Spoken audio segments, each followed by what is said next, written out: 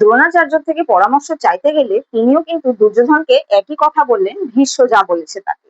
এবং আরো বললেন যে রাজা ধ্রুপদ ও ধৃষ্টদ্যুম্নের জন্য প্রচুর দামি দামি উপহার ইত্যাদি পাঠানোর জন্য, যাতে ধ্রুপদের সাথে হস্তিনাপুরের বন্ধুত্বের সম্পর্ক গড়ে ওঠে এবং হস্তিনাপুর আরো প্রাচুর্যে সমৃদ্ধ হয়ে ওঠে এবং এটাই শাশ্বত পূর্ণ। এছাড়া পাণ্ডবদের অর্ধেক রাজ্য দিয়ে দিলে দুর্যোধনের খ্যাতি দেশে বিদেশে ছড়িয়ে পড়বে।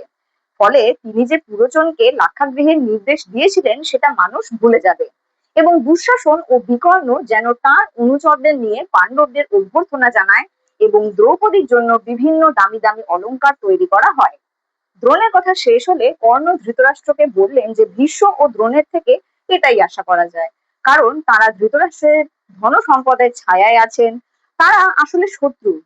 কর্ণ আরো বললেন যে প্রাচীনকালে অম্বুবীজ যেমন মগধের প্রধানদের মধ্যে রাজা ছিলেন, তিনি নিজে কিন্তু রাজ্য শাসন করতেন না, তার মন্ত্রী মহাকর্ণী সবকিছু দেখাশোনা করতেন এবং একসময় সিংহাসন সহ সবকিছুই মহাকর্ণীর হাতে চলে যায়, তিনি কিছুই করতে পারেননি। তাই ধৃতরাষ্ট্রেরও উচিত কে তার শত্রু আর কে মিত্র সেটাই বুঝে সিদ্ধান্ত নেওয়া।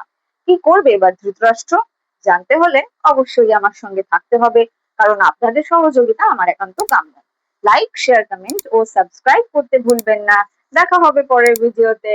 For now, by.